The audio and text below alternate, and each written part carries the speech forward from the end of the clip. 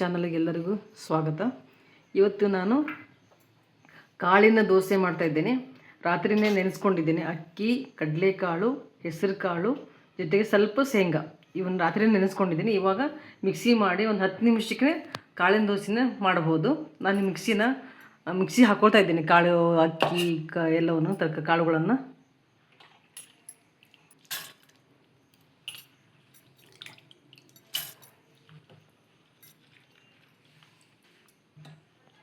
ಬರೀ ಅಕ್ಕಿ, ಉದ್ದಿನಬೇಳೆ ಬರೀ ಇದೇ ಥರ ದೋಸೆ ಮಾಡೋ ಬದಲು ಈ ಥರ ಮಾಡೋದ್ರಿಂದ ಪ್ರೋಟೀನ್ ಅಂಶ ಹೆಚ್ಚಿಗೆ ಸಿಗ್ತದೆ. ಮಕ್ಕಳಿಗೆ ಆಯ್ತು, ಎಲ್ಲರಿಗೂ, ದೊಡ್ಡವರಿಗೆ ಆಯ್ತು, ಎಲ್ಲರಿಗೂ. ಹಿಟ್ಟು ಮಿಕ್ಸಿ ಮಾಡ್ಕೊಂಡಿದ್ದೀನಿ. ಅವಾಗ ಹಿಟ್ಟನ್ನು ನಾನು ಮಣ್ಣಿನ ಪಾತ್ರೆಗೆ ಹಾಕ್ತಾಯಿದ್ದೀನಿ. ಇನ್ನೊಂದು ಜಾರ್ ಆಗುತ್ತೆ, ಇನ್ನೊಂದು ಜಾರ್ ಮಾಡ್ಕೊಳ್ತೀನಿ. ನಾನು ಹಿಟ್ಟನ್ನು ಇನ್ನೊಂದು ಜಾರ್ ಹಾಕ್ತಾಯಿದ್ದೀನಿ. ಹಿಟ್ಟು ದೋಸೆ ಏನು ಅಕ್ಕಿ ದೋಸೆ ಮಾಡ್ತಲ್ಲ ಆ ಹದನೇ ಇರಬೇಕು, ನುಣ್ಣಗಿರಬೇಕು ಹಿಟ್ಟಿದು. ತರಿಯಾಗಿರಬಾರ್ದು, ನುಣ್ಣಗಿರ್ಬೇಕು ಹಿಟ್ಟು. ಯಾಕಂದರೆ ನಾವು ಏನು ಅಕ್ಕಿ ದೋಸೆ ಮಾಡೋದು ಅದೇ ರೀತಿ ಇರಬೇಕು ಅಕ್ಕಿ ಹಿಟ್ಟಿದು. ಇವಾಗ ಉಪ್ಪು ಹಾಕಿದ್ದನ್ನ ಕೈ ಆಡಿಸ್ಕೊಂಡು ಒಂದು 5 ನಿಮಿಷ ಬಿಡ್ತೀನಿ. ನಾನು ಅಷ್ಟೊತ್ತಿಗೆ ಕೊಬ್ಬರಿ ಚಟ್ನಿ, ಕಾಯಿ ಚಟ್ನಿ ಅದಕ್ಕೆ ರೆಡಿ ಮಾಡ್ಕೊಳ್ತೀನಿ. ನಾನು ಒಂದು 5 ನಿಮಿಷ ಮುಚ್ಚಿಡೋಣ ಇದನ್ನು. ಇದು ಐದಾದ ನೆನೆಯಬೇಕಪ್ಪ, ಏನು ಬೇಡ. ಮಾಡಿದ ತಕ್ಷಣ ಒಂದು 5 ನಿಮಿಷ ಬಿಟ್ಟು ಉಪ್ಪು ಹಾಕಿ, ಆಮೇಲೆ ಇದಕ್ಕೆ ಸೋಡಾ ಪುಡಿ ಹಾಕೋ ಅವಶ್ಯಕತೆ ಇಲ್ಲ, ಉಪ್ಪು ಅಷ್ಟೇ ಸಾಕು ಹಾಕೋದು.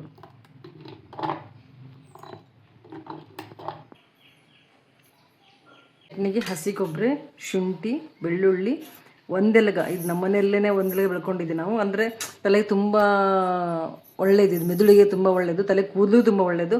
ಹಾಗೆ ತಿನ್ಲಿಕ್ಕೆ ಆಗೋದಿಲ್ಲ. ಈ ಚಟ್ನಿ ಮುಖಾಂತರ ತಿಂದರೆ ಹಸಿರಾಗಿರ್ತೈತೆ, ಆರೋಗ್ಯ ಚೆನ್ನಾಗಿರ್ತೈತೆ. ಜೊತೆಗೆ ದೊಡ್ಡ ಪತ್ರೆ, ಪುದೀನ, ಕರಿಬೇವು, ಸ್ವಲ್ಪ ಪುಟಾಣಿ, ಹುರಿದಂಥ ಹಸಿಮೆಣಸಿನ್ಕಾಯಿ ಚಟ್ನಿ ಮಾಡ್ಕೊಳ್ಳೋಣ. ಇವಾಗ ಉಪ್ಪು, ಹುಣಸೆಹಣ್ಣು ಹಾಕಿದೆ. ಹುಣಸೆಹಣ್ಣು ಹಾಕೋದ್ರೆ ಚಟ್ನಿ ಬೇಗ ಹಾಳಾಗೋದಿಲ್ಲ. ಜೊತೆಗೆ ಸ್ವಲ್ಪ ಜೀರಿಗೆ,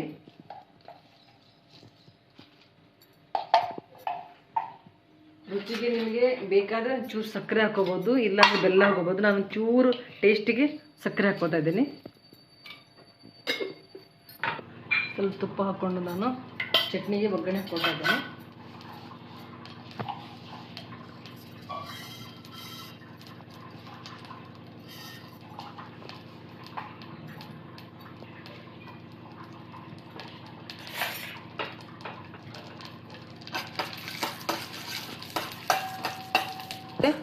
ಜೀರಿಗೆ ಸ್ವಲ್ಪ ಹಂಚು ಕಾದಿದ್ದು. ಇವಾಗ ದೋಸೆ ಹಾಕೊಳ್ಳೋಣ.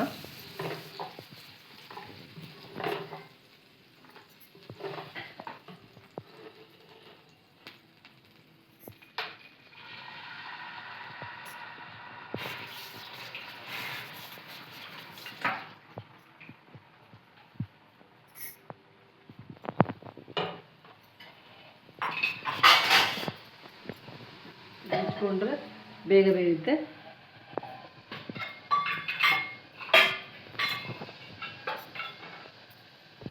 ದೋಸೆ ಆಗಿದೆ. ಇವಾಗ ಎಣ್ಣೆ ಹಾಕ್ಕೊಳ್ಳೋಣ. ನಿಮಗೆ ಈ ದೋಸೆ ಕ್ರಿಸ್ಪಿ ಬೇಕಂದ್ರೆ ಕ್ರಿಸ್ಪಿನೇ ಬರುತ್ತೆ. ಇಲ್ಲಪ್ಪ ಸ್ಮೂತಾಗಿರಬೇಕು ದೋಸೆ ಬೇಕಂದ್ರೆ ಅದು ಬರುತ್ತೆ. ದಪ್ಪನಾಗಿ ಹಾಕ್ಕೊಂಡ್ರೆ ಸ್ಮೂತಾಗಿ ಬರುತ್ತೆ, ತೆಳ್ಳಗೆ ಹಾಕ್ಕೊಂಡ್ರೆ ಕ್ರಿಸ್ಪಿ ಬರುತ್ತೆ ದೋಸೆ. ಸರಿ, ಅದೇ ತಿರ್ಸಿ ಹಾಕ್ಕೊಳ್ಳೋಣ. ದೋಸೆ ರೆಡಿ ಆಯ್ತು. ಇವಾಗ ತಟ್ಟೆ ಹಾಕ್ಕೊಳ್ಳೋಣ ದೋಸೆನ.